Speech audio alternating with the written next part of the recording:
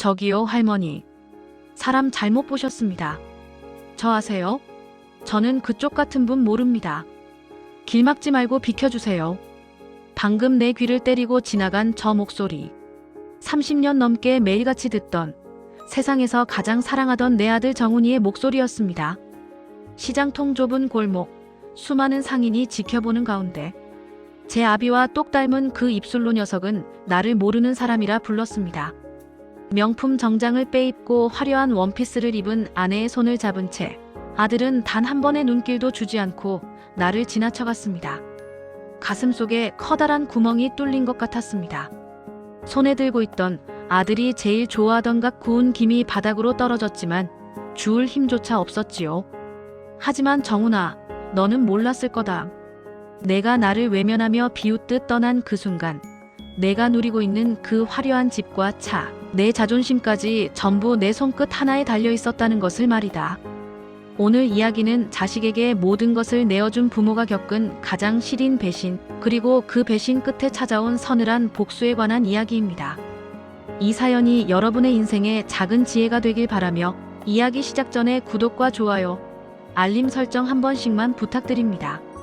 여러분의 응원이 저에게는 큰 힘이 됩니다. 그날은 유난히 바람이 찬 날이었습니다. 시장 입구에서 30년째 반찬 장사를 해온 저에게 아들은 제 목숨보다 귀한 존재였습니다. 남편 일찍 보내고 시장 바닥에서 억척스럽게 번 돈으로 녀석 뒷바라지를 했지요. 아들이 대기업에 입사하고 예쁜 며느리를 데려왔을 때 저는 세상을 다 얻은 기분이었습니다. 엄마, 이제 고생 그만해. 내가 다 알아서 할게. 그 말만 믿었습니다. 아들이 사업 자금이 필요하다고 해서 살던 집을 팔고 모아둔 쌈짓돈까지 털어 아파트 명의를 넘겨줬을 때도 저는 행복했습니다. 나는 좀 좁고 낡은 방에서 살면 어떠랴. 내 새끼가 떵떵거리고 살면 그게 효도지 싶었지요. 그런데 어느 순간부터 아들의 연락이 뜸해졌습니다. 보고 싶어 전화를 하면 바쁘다며 짜증을 냈고 며느리는 시장 반찬 냄새가 옷에 밴다며 집에 오는 것조차 꺼려했습니다. 그래도 나는 내 아들이니까 이해하려고 노력했습니다. 사건이 터진 그날도 그랬습니다. 정훈이가 시장 근처에 볼 일이 있다는 소식을 듣고 녀석이 어릴 때부터 좋아하던 반찬 몇 가지를 정성스레 싸서 길목에서 기다렸습니다. 멀리서 아들의 차가 보이고 번듯한 모습으로 내리는 아들을 보며 반가운 마음에 달려갔지요. 정훈아, 아이고 내 새끼. 얼굴이 왜 이렇게 반쪽이 됐어? 이거 내가 좋아하는 반찬 좀 싸왔다. 하지만 돌아온 것은 따뜻한 인사가 아니었습니다. 며느리는 인상을 찌푸리며 코를 막았고 아들은 당황한 기색이 역력하더니 이내 싸늘한 눈빛으로 변했습니다. 주위 시장 상인들이 하나둘 우리를 쳐다보기 시작했지요. 저기 반찬 가게 할머니 아들인가 보네 하는 수군거림이 들려왔습니다. 그때였습니다. 아들이 제 손을 거칠게 뿌리치며 내뱉은 그 한마디. 아줌마, 사람 착각하신 것 같은데. 저 그쪽 모릅니다. 자꾸 이러시면 경찰 부를 거예요. 경찰? 내 아들 입에서 나온 그 단어가 화살이 되어 가슴에 박혔습니다. 며느리는 옆에서 자기야, 요즘 세상이 험해서 이상한 노인네들이 많다더니 정말이네. 얼른 가자라며 아들의 팔짱을 끼고 차에 올라탔습니다. 매연을 내뿜으며 멀어지는 검은색 세단을 보며 나는 한참을 그 자리에 서 있었습니다. 옆집 순이 엄마가 달려와 나를 부축하며 저거 정훈이 맞지? 세상에 어쩜 저럴 수가 있어? 라며 분통을 터뜨렸지만 나는 아무 대답도 할 수 없었습니다. 하지만 정훈아, 너는 하나만 알고 둘은 몰랐구나. 내가 너에게 준 그 아파트와 사업 자금, 그게 단순한 선물이 아니었다는 걸 말이다. 나는 내가 변할지도 모른다는 생각에, 아니 세상사가 어찌 될지 모른다는 생각에 변호사를 통해 효도 계약서를 써두었단다. 부모를 부양하지 않거나 모욕할 경우 모든 재산을 즉시 반환한다는 그 조항. 나는 떨리는 손으로 핸드폰을 꺼내 번호 하나를 눌렀습니다. 네, 변호사님. 지난번에 말씀드린 그 서류, 지금 바로 집행해주세요. 네, 아들 집부터 압류 들어갑니다. 그날 저녁 아들의 호화로운 아파트 현관문에는 내가 보낸 선물이 도착했습니다. 빨간색 압류 딱지가 거실 소파와 TV, 그리고 아들이 자랑하던 그 수입차에 하나둘 붙기 시작했지요. 자식이라는 이름 뒤에 숨어 부모를 짓밟은 대가가 얼마나 혹독한지 이제 내가 직접 겪어볼 차례란다. 아들의 차가 매정하게 떠난 뒤 텅 빈 길바닥에 널브러진 긴 봉지를 하나하나 주워 담았습니다. 손끝이 덜덜 떨리고 눈앞이 흐릿해졌지만 차마 시장 사람들 앞에서 울 수는 없었지요. 30년 넘게 이 바닥에서 억척같이 버텨온 나였습니다. 남편은 정훈이가 겨우 걸음마를 뗐을 때 공사장 사고로 허망하게 세상을 떠났습니다. 수중에 남은 건 빚더미와 젖먹이 아들뿐이었지요.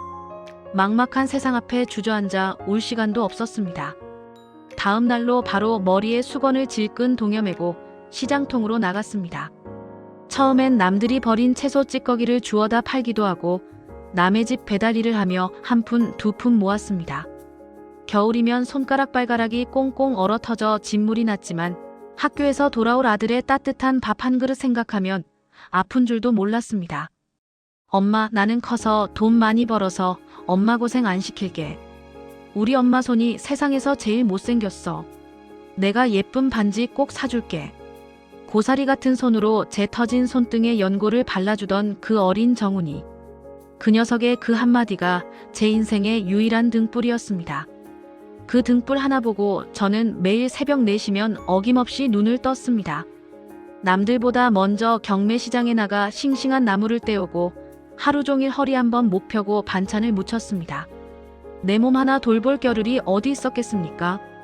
신발은 뒷굽이 다 닳아 물이 새도 테이프를 감아 신었고 옷 한 벌 제 돈 주고 사 입어본 적이 없습니다. 하지만 정훈이만큼은 기죽이고 싶지 않았습니다. 남들 다 다니는 학원, 남들 다 입는 브랜드 옷. 그 녀석이 원한다는 건 무슨 수를 써서라도 다 해줬습니다. 정훈아, 엄마는 괜찮아. 너는 공부만 해. 엄마는 시장에서 장사하는 게 체질이라 하나도 안 힘들어. 거짓말이었습니다. 사실은 삭신이 쑤셔 밤마다 끙끙 앓았고 무거운 짐을 옮기다 무릎 연골은 다 닳아 없어졌습니다. 그래도 아들이 전교 1등을 했다는 성적표를 들고 올 때면 온 세상 시름이 다 씻겨 내려가는 것 같았습니다. 시장 상인들이 정훈이 엄마 아들 하나 정말 잘 키웠네 라고 칭찬해주면 그게 제 인생의 유일한 훈장이었습니다. 그렇게 아들은 서울에 있는 좋은 대학에 합격했고 졸업하기도 전에 이름만 대면 다 아는 대기업의 떡하니 붙었습니다.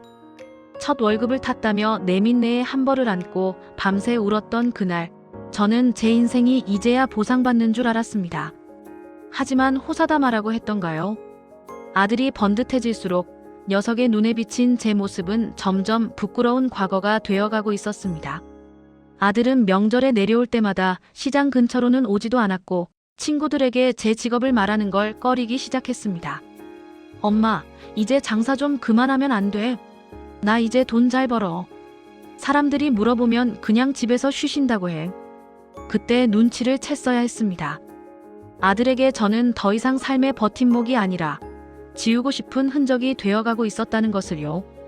하지만 저는 그저 아들이 효심이 깊어서 늙은 엄마, 고생하는 게 안쓰러워 저런 소리를 하는구나 싶어 허허 웃고 넘겼습니다.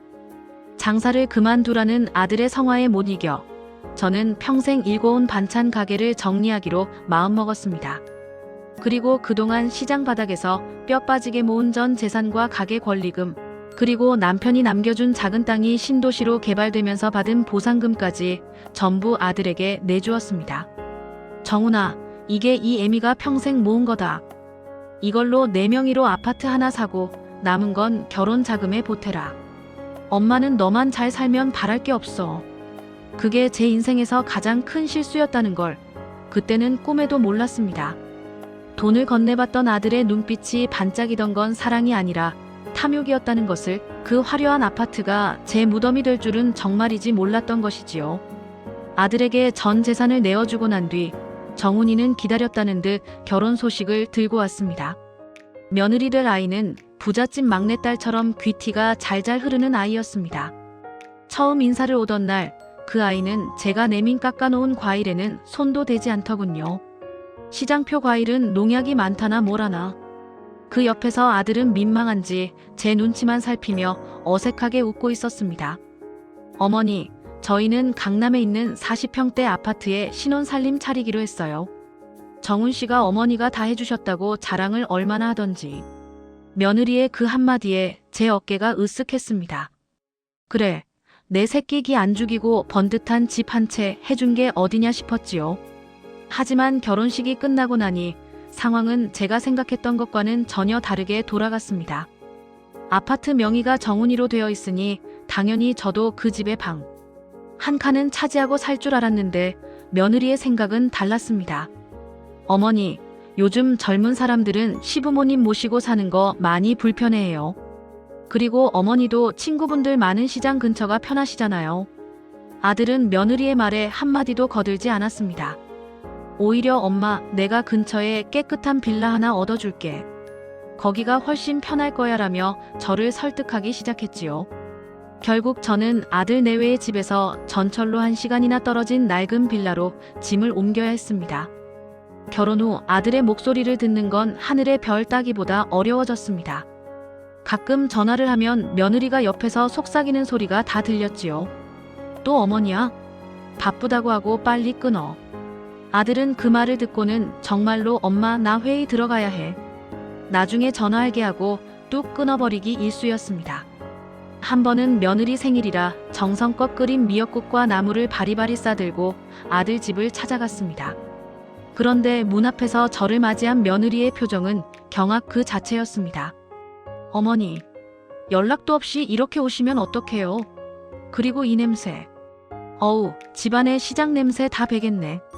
이거 그냥 두고 가세요. 저희 나중에 외식하러 가기로 했거든요.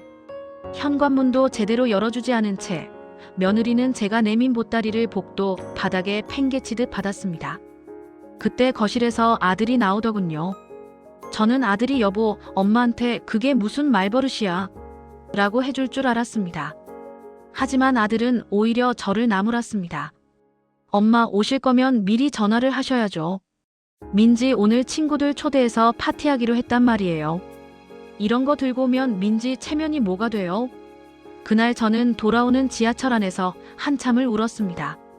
내가 무엇을 위해 그 고생을 하며 돈을 모았나, 내가 키운 아들이 정말 저 녀석이 맞나 싶어 가슴이 미어 터졌습니다. 아들이 사준다는 반지는커녕 녀석은 제 존재 자체가 본인의 화려한 삶의 오점이라고 생각하는 것 같았습니다. 그렇게 시간은 흘러 아들은 점점 더 성공한 사업가의 모습으로 변해갔고 저는 점점 더 시장통 노인네로 늙어갔습니다. 며느리는 명품 가방을 들고 브런치를 먹으러 다닐 때 저는 아들이 보내주는 푼돈 같은 생활비에 의지하며 다시 시장에서 소일거리를 찾아야 했습니다. 아들에게 준 그 큰 돈이 사실은 제 노후 자금의 전부였다는 걸 녀석은 잊은 걸까요? 아니면 알면서도 모른 척하는 걸까요? 그 의문은 오래가지 않아 확신으로 바뀌었습니다. 아들에게 저는 이미 다 짜낸 레몬 껍질 같은 존재였던 것입니다. 아들에게 모든 것을 내어준 뒤 제 삶은 급격히 초라해졌습니다. 화려한 아파트 명의를 넘겨줄 때만 해도 아들은 세상에 둘도 없는 효자처럼 굴었지요. 엄마, 내가 평생 책임질게. 돈 걱정은 죽을 때까지 안 하게 해줄게. 그 말을 철석같이 믿은 제가 바보였습니다. 시간이 흐를수록 아들이 보내주는 생활비는 야금야금 줄어들었습니다.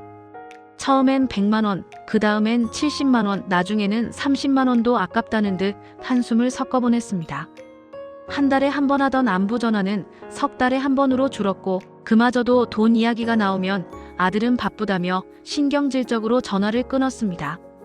엄마, 요즘 내 사업이 얼마나 힘든 줄 알아? 직원들 월급 주기도 벅차. 엄마는 혼자 사는데 돈 쓸 일이 뭐가 있다고 자꾸 그래. 그 말을 듣는 순간 가슴이 덜컥 내려앉았습니다. 녀석아, 내가 혼자 사니까 돈 쓸 일이 없는 게 아니라 너희 집 사주고 사업 자금 대주느라 내 앞가림할 돈까지 다 털어넣어서 그런 거 아니냐. 목구멍까지 차오르는 말을 삼키며 저는 다시 시장으로 나갔습니다. 예전에 장사하던 자리는 이미 남의 손에 넘어갔고 저는 남의 집 가게 구석에서 박스를 줍거나 소소한 소품을 팔며 입에 풀칠을 해야 했습니다. 그러던 어느 날 몸이 좋지 않아 아들에게 전화를 걸었습니다. 목소리라도 들으면 기운이 날까 싶어 어렵게 번호를 눌렀지요. 그런데 전화를 받은 건 아들이 아니라 며느리였습니다. 어머니, 정훈 씨 지금 중요한 손님들이랑 골프 치고 있어요. 그런데 어머니, 드릴 말씀이 있는데 저희 이번에 아이 교육 때문에 해외 이민을 고민 중이거든요. 그래서 지금 사시는 그 빌라 말이에요. 그거 정훈 씨 명이잖아요. 그거 처분해서 자금에 보태야 할 것 같아요. 순간 머리가 핑 돌았습니다. 내가 지금 발붙이고 사는 이 작은 방 한 칸마저 뺏어가겠다는 소리였습니다. 그게 무슨 소리냐? 그럼 이 늙은 애미는 어디로 가라고? 아유, 어머니도 참. 요즘 요양원 시설 얼마나 잘 되어 있는데요. 거기 가시면 친구들도 많고 밥도 다 차려주잖아요. 정훈 씨도 이미 동의한 일이에요. 어머니도 자식 앞길 막으실 건 아니죠? 며느리의 목소리는 얼음장처럼 차가웠습니다.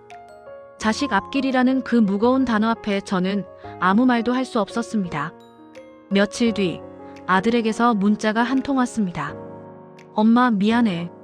근데 나도 어쩔 수가 없어. 이번 달 안으로 방 비워줘. 요양원은 내가 알아봐놨어. 미안하다는 그 짧은 세 글자가 제 30년 헌신을 난도질했습니다. 제가 키운 건 아들이 아니라 제 살점을 파먹고 자란 괴물이었나 봅니다. 하지만 그들은 몰랐습니다. 제가 시장 바닥에서 30년을 버티며 배운 건 인내만이 아니었다는 것을요. 사람은 누구나 자기 몫의 패를 숨기고 살아야 한다는 것. 저는 그날 밤 낡은 장롱 깊숙한 곳에서 빛바랜 서류 뭉치 하나를 꺼냈습니다. 아들에게 재산을 넘겨줄 때 혹시 모를 상황을 대비해 시장통에서 인연을 맺은 변호사 조카를 통해 만들어 두었던 조건부 증여 계약서였습니다. 거기엔 분명히 적혀 있었습니다.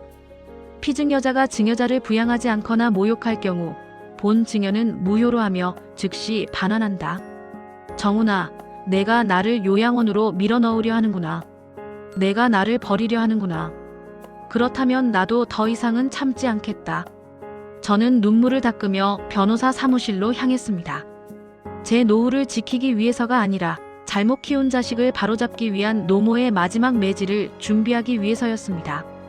변호사를 만나 서류를 확인하고 돌아온 며칠 뒤였습니다. 가슴속에 폭탄 하나를 품고 사는 기분이었지만 그래도 마지막으로 아들의 얼굴을 직접 보고 묻고 싶었습니다. 정말로 내 애미를 길바닥으로 내쫓으려는 것인지 내 진심이 무엇인지 말입니다. 마침 아들이 며느리와 함께 시장 근처 백화점에 들렀다는 소식을 들었습니다. 저는 서둘러 가게 구석에 숨겨두었던 아들이 어릴 적 그렇게 좋아하던 갓 구운 김과 정성스레 무친 나물 보따리를 챙겼습니다. 비록 아들이 나를 밀어냈을지언정 엄마의 마음은 참으로 미련하고 바보 같았지요. 백화점 입구에서 한참을 기다리자 멀리서 눈에 띄게 화려한 차림의 아들 내외가 보였습니다. 양손 가득 명품 쇼핑백을 들고 웃으며 걸어오는 그들의 모습은 제가 사는 세상과는 너무나 달랐습니다. 저는 반가움보다 서글픔이 앞섰지만 용기를 내어 그들 앞을 막아섰습니다. 정훈아, 정훈아, 여기 좀 봐라. 애미 왔다. 제 부름에 아들의 걸음이 멈췄습니다. 하지만 반가움은커녕 아들의 얼굴은 순식간에 흑빛으로 변했습니다. 옆에 있던 며느리는 벌레라도 본 듯 미간을 찌푸리며 제 보따리를 쳐다보더군요. 주변을 지나던 시장 상인들과 손님들이 우리를 쳐다보기 시작했습니다. 자기야, 저 할머니 또 저러네. 아는 사람이야? 며느리가 비꼬듯 묻자 아들은 제 손에 들린 보따리를 혐오스럽다는 듯 쳐다보더니 주위 눈치를 살피며 차가운 목소리로 내뱉었습니다. 아줌마, 사람 잘못 보셨다고요. 저 당신 같은 사람 모릅니다. 여기서 왜 이래요? 장사 방해하지 말고 비켜주세요. 아줌마라니. 당신 같은 사람이라니. 30년을 시장 바닥에서 굴러가며 검사 만들고 사업가로 키워놓았더니 그 입에서 나온 말이 고작 그거였습니다. 시장 상인 중 하나가 놀라서 다가와 물었습니다. 정훈이 엄마, 저거 정훈이 맞잖아. 정훈아, 너 미쳤니? 내 엄마한테 이게 무슨 짓이야? 상인의 말에 아들은 오히려 더 당당하게 소리를 질렀습니다. 누가 제 엄마라는 겁니까? 저는 이런 시장통 노인네랑 아무 상관 없습니다. 자꾸 이러시면 영업방해로 경찰 부를 겁니다. 그 순간 제 안에서 무언가 툭 하고 끊어지는 소리가 들렸습니다. 평생을 참아온 서름, 자식을 위해 깎아먹은 제 자존심, 그리고 마지막까지 놓지 못했던 모전까지. 그 모든 것이 아들의 그 모진 말 한마디에 산산조각이 났습니다. 그래, 정훈아. 내가 나를 모른다고 했지. 내 말이 맞다. 너 같은 자식, 나도 이제 모른다. 저는 바닥에 떨어진 보따리를 줍지 않았습니다. 대신 품 안에서 며칠 전 변호사에게 받아온 서류 봉투를 꽉 쥐었습니다.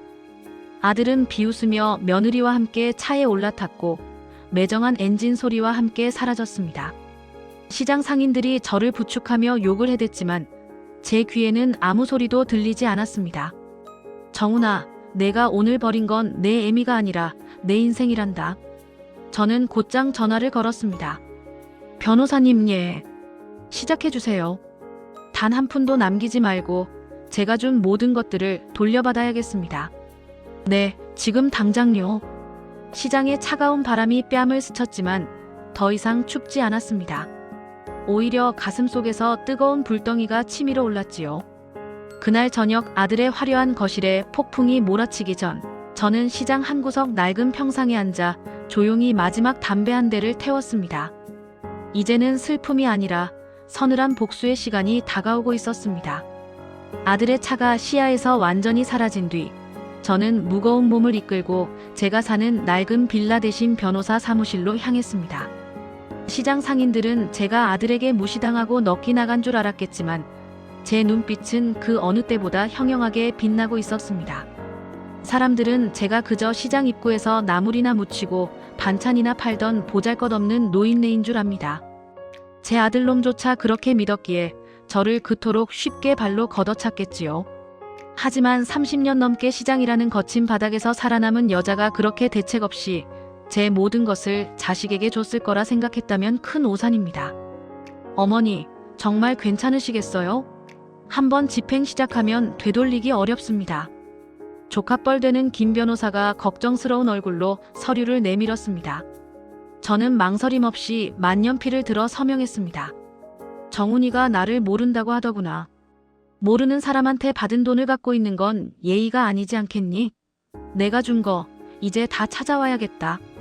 사실 제가 아들에게 넘겨준 아파트와 사업 자금은 제 재산의 전부가 아니었습니다. 30년 전 남편이 죽고 난 뒤 받은 보상금으로 아들 공부시키고 남은 돈을 쪼개어 시장 뒤편 쓰러져가는 폐가와 그 일대 땅을 조금씩 사모았었지요. 당시엔 아무도 거들떠보지 않던 땅이었지만 5년 전 그곳이 대규모 재개발 지역으로 묶이면서 상황이 달라졌습니다. 저는 그 땅의 주인임을 철저히 숨겼습니다. 아들이 혹여나 그 돈을 믿고 나태해질까봐, 그리고 진짜 내 노후는 내 스스로 지켜야 한다는 시장 사람들의 충고를 잊지 않았기 때문입니다. 그 땅 위에 세워진 상가 건물의 실소유주가 바로 시장통 반찬 할머니인 저라는 사실을 제 아들 정훈이는 꿈에도 몰랐을 겁니다. 아파트명의 이전 소송과 동시에 정훈이가 운영하는 회사 건물 임대차 계약 해지 통보도 같이 보내세요. 거기도 제 건물이지 않습니까? 아들이 운영하던 회사가 입주해 있던 건물의 주인 역시 저였습니다. 아들은 제가 소개한 인맥을 통해 좋은 조건으로 들어왔다고만 알았지 임대인이 자신의 어머니라는 사실은 추호도 의심하지 못했습니다. 제가 관리인을 따로 두고 철저히 베일에 가려져 있었으니까요. 그리고 며느리 명의로 된 수입차, 그거 정훈이가 제 돈으로 사준 거니 그것도 가압류 신청 넣어주세요. 김 변호사는 제 단호한 태도에 놀란 듯했지만 이내 고개를 끄덕이며 서류를 챙겼습니다. 사무실을 나오는데 문득 아들이 어릴 적 썼던 일기장이 생각나더군요. 우리 엄마는 세상에서 제일 부자다. 맛있는 반찬을 매일 만들어주니까. 그래, 정훈아. 내 말대로 내 엄마는 부자였단다. 돈이 많아서 부자가 아니라 너를 향한 마음이 넘쳐서 부자였지. 하지만 내가 그 마음을 쓰레기통에 처박은 순간 나도 더 이상 내 엄마로 남을 이유가 없어졌구나. 이제 몇 시간 뒤면 내가 그토록 자랑스러워하던 내 세상이 하나둘씩 무너져 내릴 것이다. 시장 상인들 앞에서 나를 모르는 사람이라 부르며 비웃던 대가가 얼마나 시리고 아픈 것인지 이제 내 뼈저린 후회로 증명해 보이마. 저는 다시 시장으로 돌아왔습니다. 그리고 평소처럼 앞치마를 두르고 자리에 앉았습니다. 곧 몰아칠 폭풍전의 고요함 속에서 저는 아들에게서 걸려올 첫 번째 절규의 전화를 기다리고 있었습니다. 폭풍은 생각보다 빨리 찾아왔습니다. 법원의 집행관들이 움직이기 시작한 그날 오후, 저는 평소처럼 시장 골목에서 나무를 다듬고 있었지요. 옆집 순이 엄마가 건네준 믹스커피 한 잔을 마시며 짐짓 태연한 척했지만 제 손끝은 미세하게 떨리고 있었습니다. 드디어 올 것이 왔구나 싶었죠. 가장 먼저 터진 곳은 아들의 사업체였습니다. 회사 사무실 건물주가 바로 저라는 사실을 모른 채 아들은 임대료가 조금 밀려도 주인집이 너그러워 다행이라며 큰 소리를 쳐왔었지요. 하지만 제가 보낸 임대차 계약 해지 통보와 퇴거 명령서가 아들의 책상 위에 놓이는 순간 그 너그러움은 가장 날카로운 칼날이 되어 아들의 목을 겨눴습니다. 엄마, 이게 대체 어떻게 된 일이야? 지금 변호사가 찾아오고 사무실에 압류 딱지가 붙고 난리가 났어. 엄마가 건물주라고. 그게 무슨 말도 안 되는 소리야. 핸드폰 너머로 들려오는 아들의 목소리는 비명이었습니다.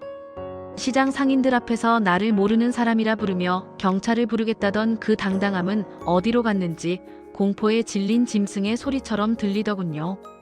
저는 나무를 다듬던 손을 멈추고 조용히 대답했습니다. 왜 그러니, 정훈아? 나 같은 시장통 노인네를 왜 아는 척하니? 아까는 모르는 사람이라더니 급하니까 엄마 소리가 절로 나오는 모양이구나. 엄마, 제발. 지금 장난하는 거 아니잖아. 당장 압류 풀라고 말 좀 해줘. 직원들이 다 보고 있어. 나 창피해서 죽을 것 같단 말이야. 아들은 여전히 제 잘못보다는 자신의 체면을 먼저 생각하고 있었습니다. 저는 차분하게 말을 이었습니다. 내가 나를 외면하던 그 시장 바닥에서 나도 내 체면이 갈갈이 찢겼단다. 내가 누리는 그 화려한 사무실, 내가 타고 다니는 그 외제차, 그리고 내가 며느리랑 웃으며 잠드는 그 아파트까지. 전부 내 살점을 떼어준 것들이지. 이제 주인이 그 물건들을 돌려받겠다는데 뭐가 문제니? 아들의 절규를 뒤로하고 전화를 끊었습니다. 곧이어 며느리에게서도 전화가 빗발쳤습니다. 아마 집 현관문에 붙은 빨간 압류 딱지를 본 모양이었죠. 며느리는 아까의 그 오만함은 어디 가고 사색이 되어 울며불며 매달렸습니다. 어머니, 제가 잘못했어요. 제가 말실수했어요. 제 가방이랑 차에 딱지가 붙었어요. 이거 누가 볼까 무서워요. 어머니, 제발 살려주세요. 하지만 제 마음은 이미 단단히 굳은 뒤였습니다. 30년 동안 자식을 위해 녹여왔던 제 가슴은 시장 한복판에서의 그 차가운 거절로 인해 차갑게 식어버렸으니까요. 저는 변호사에게 다시 전화를 걸었습니다. 김 변호사, 아파트 경매 절차도 서두르세요. 단 하루의 유예도 주지 마세요. 그 집에서 내 아들과 며느리가 짐을 싸서 나가는 걸 내 눈으로 직접 봐야겠습니다. 이제 시작일 뿐이었습니다. 아들이 쌓아올린 가짜 성곽이 무너지는 소리가 시장통 너머까지 들리는 것 같았습니다. 저는 다시 앞치마에 손을 닦으며 평상에 앉았습니다. 자식의 배신보다 더 아픈 것은 없지만 배신한 자식이 치러야 할 때가 또한 그만큼 무겁다는 것을 가르쳐주는 것이 부모로서의 마지막 의무라고 생각했습니다. 시장에 어둠이 내리고 상인들이 하나둘 짐을 정리할 무렵 멀리서 낯익은 검은색 세단 한 대가 거칠게 멈춰 섰습니다. 차문이 열리자마자 튀어나온 것은 아들 정훈이와 며느리 민지였습니다. 낮에 보았던 그 당당하고 화려하던 모습은 온데간데없고 두 사람 모두 넋이 나간 채 머리칼은 헝클어지고 얼굴은 눈물 자국으로 범벅이 되어 있었지요. 아들은 제가 앉아있는 평상 앞으로 달려와 그대로 바닥에 무릎을 꿇었습니다. 시장통 바닥에 축축한 흙먼지가 아들의 값비싼 양복 바지에 묻었지만 녀석은 안중에도 없는 듯 제 바지가랑이를 붙잡고 늘어졌습니다. 엄마, 내가 죽을 죄를 지었어. 내가 미쳤었나 봐. 제발 저 딱지 좀 떼게 해줘. 집 앞에 사람들이 다 구경하고 경비원들도 수군거리고 나 창피해서 그 동네에서 못 살아, 엄마. 그 옆에서 며느리도 제 손을 붙잡으며 울음을 터뜨렸습니다. 어머니, 제가 다 잘못했어요. 제가 정훈 씨 부추겨서 어머니한테 못되게 굴었어요. 요양원 얘기도 제가 꺼낸 거예요. 제발 한 번만 용서해 주세요. 차 압류당하면 저 내일 당장 어떻게 다녀요? 저는 제 다리를 붙잡은 아들의 손을 천천히 하지만 아주 단호하게 떼어냈습니다. 그리고 녀석의 눈을 똑바로 쳐다보며 물었지요. 정훈아, 아까 낮에 시장 한복판에서 내가 나한테 뭐라고 했니? 사람 잘못 봤다고 경찰 부르겠다고 하지 않았느냐? 나 같은 시장통 노인네는 너 같은 귀한 분 모른다고. 그런데 왜 여기 와서 이러고 있어? 엄마, 그건 내가 친구들 앞이라서, 아니, 주변 시선 때문에 잠시 눈이 뒤집혀서 그랬어. 엄마도 알잖아. 나 원래 그런 놈 아니잖아. 아니, 너는 원래 그런 놈이 맞다. 자식이 부모를 부끄러워하는 순간 너는 이미 내 자식이 아니었던 거야. 내가 부끄러워했던 이 못생긴 손, 이 냄새나는 앞치마가 너를 입히고 먹이고 그 자리까지 올려놨는데 너는 그 뿌리를 스스로 잘라버렸어. 아들은 대답 대신 꺼흑거리며 오열했습니다. 하지만 그 눈물 속에 진심 어린 반성이 있는지 아니면 당장 뺏길 재산에 대한 아까움 뿐인지 저는 너무나 잘 알고 있었습니다. 30년 시장 장사하며 사람 속내 읽는 법 하나는 도사가 되었으니까요. 그때 옆집 순이 엄마가 빗자루를 들고 나와 소리를 질렀습니다. 야, 이놈아! 이제 와서 엄마냐? 내 엄마가 여기서 울면서 김 주울 때 너희는 웃으면서 지나갔잖아. 어디서 여기가 어느 안전이라고 나타나. 상인들의 비난이 쏟아지자 며느리는 얼굴을 가리고 고개를 숙였습니다. 아들은 계속해서 빌었지만 저는 김 변호사에게 전화를 걸어 스피커폰을 켰습니다. 변호사님, 지금 제 앞에 있는 이 사람들이 영업 방해를 하고 있네요. 아까 아들이 한 말대로 경찰 좀 불러주시겠어요? 아는 사람 아니니까 법대로 처리해달라고요. 전화기 너머로 김 변호사의 냉정한 답변이 들려오자 아들의 얼굴은 사색을 넘어 잿빛이 되었습니다. 엄마, 정말 이럴 거야? 나 망하는 꼴 보고 싶어. 엄마 재산 결국 다 나한테 올 건데 좀 일찍 줬다고 이렇게까지 해야 해? 결국 본색이 나오더군요. 끝까지 그 돈이 자기 것이라고 믿는 그 오만함. 저는 자리에서 일어나 앞치마를 벗어 평상 위에 가지런히 두었습니다. 정훈아, 착각하지 마라. 내가 받은 건 내 사랑이었지 내 권리가 아니었다. 그리고 그 사랑은 내가 오늘 시장 바닥에 내팽개쳤어. 이제 남은 건 너와 나 사이의 법적인 계산뿐이다. 내 집에서 당장 짐 싸서 나가거라. 난 내가 사준 옷 한 벌, 구두 한 켤레도 그 집에 두고 몸만 나가야 할 거다. 저는 뒤도 돌아보지 않고 시장 안쪽 어두운 골목으로 걸어 들어갔습니다. 등 뒤에서 아들의 절규와 며느리의 비명소리가 들려왔지만 제 발걸음은 이상하게도 가벼웠습니다. 평생을 지고 온 무거운 짐을 드디어 내려놓은 기분이었습니다. 법은 냉정했고 제가 준비한 서류는 빈틈이 없었습니다. 일주일 뒤 아들과 며느리는 결국 살던 아파트에서 쫓겨나듯 몸만 빠져나와야 했습니다. 아들이 그토록 자랑스러워하던 대기업 로고가 박힌 사원증도, 며느리가 목숨처럼 아끼던 한정판 명품 가방들도 모두 압류 목록에 올라 빨간 딱지가 붙은 채 집안에 덩그러니 남겨졌지요. 아들은 마지막까지 저를 찾아와 집 대문을 두드리며 소리를 질렀습니다. 엄마, 정말 이럴 거야? 나 지금 길바닥에 나앉게 생겼어. 엄마가 그러고도 부모야. 하지만 저는 문을 열어주지 않았습니다. 대신 인터폰을 통해 조용히 한마디만 전했지요. 정훈아, 내가 아까 시장에서 부르겠다던 그 경찰, 지금 내가 불렀다. 5분 뒤면 도착할 테니 알아서 해라. 그 소리에 아들은 욕설을 내뱉으며 자리를 떠났습니다. 그 뒷모습을 보며 저는 결심했습니다.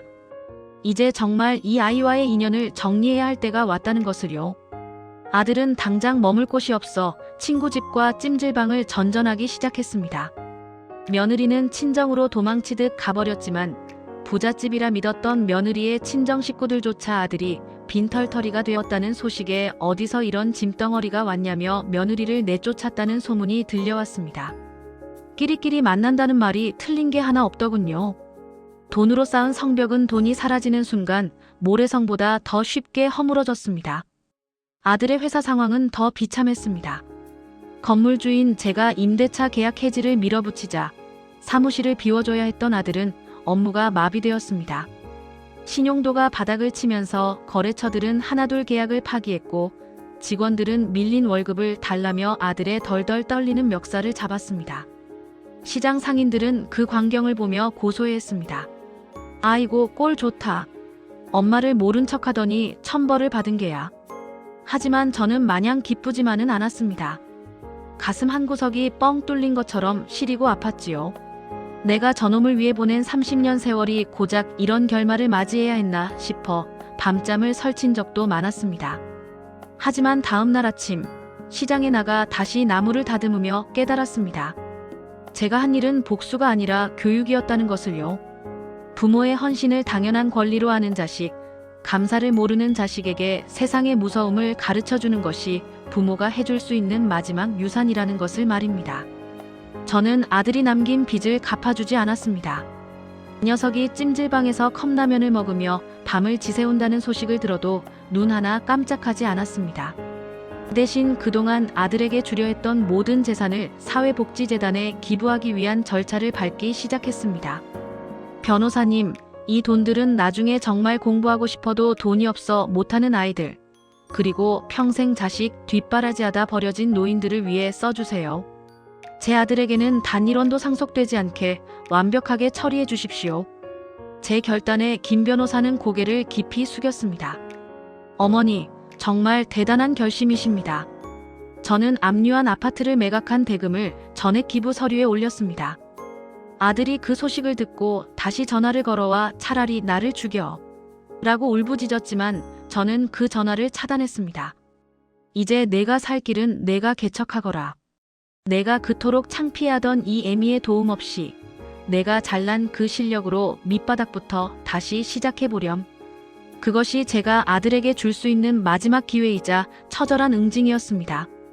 아들과의 모진 인연을 정리하고 3달이라는 시간이 흘렀습니다. 시장 골목은 여전히 활기차고 사람 사는 냄새로 가득합니다. 달라진 게 있다면 제 마음가짐 뿐이지요. 평생을 정훈이 엄마로만 살아왔던 저는 이제야 제 이름 석자를 찾은 기분입니다. 아들은 결국 하던 사업을 완전히 정리하고 지금은 어느 공사 현장에서 일용직으로 일한다는 소식을 건너들었습니다. 며느리와는 각자의 길을 가기로 했다더군요. 마음이 아프지 않다면 거짓말이겠지만 저는 더 이상 그 소식에 밤을 지새우지 않습니다. 본인이 뿌린 씨앗을 본인이 거두는 과정일 뿐이고 그 고통의 무게만큼 녀석도 비로소 인간이 되어가겠지요. 저는 아들에게서 거둬들인 재산과 제가 평생 모은 땅을 정리해 시니어 자립지원재단을 설립했습니다. 자식에게 모든 것을 주고 정작 본인의 노후는 길바닥에 내팽개쳐진 동네 노인들을 돕기 시작했지요. 시장 상인들도 제 뜻에 동참해 주었습니다. 남을 묻히던 손으로 서류를 검토하고 어려운 이웃들을 찾아가는 제 일상은 그 어느 때보다 바쁘고 보람찹니다. 어느 날 오후 시장 평상에 앉아 차를 마시고 있는데 낯익은 실루엣 하나가 멀리서 보였습니다. 꾀죄죄한 옷차림에 고개를 푹 숙인 채 걷고 있는 정훈이었습니다. 예전에 그 위풍당당하던 모습은 사라지고 삶의 무게에 눌린 한 사내가 서 있더군요. 녀석은 차마 제 앞으로 다가오지 못하고 시장 입구에서 한참을 서성이다 돌아갔습니다.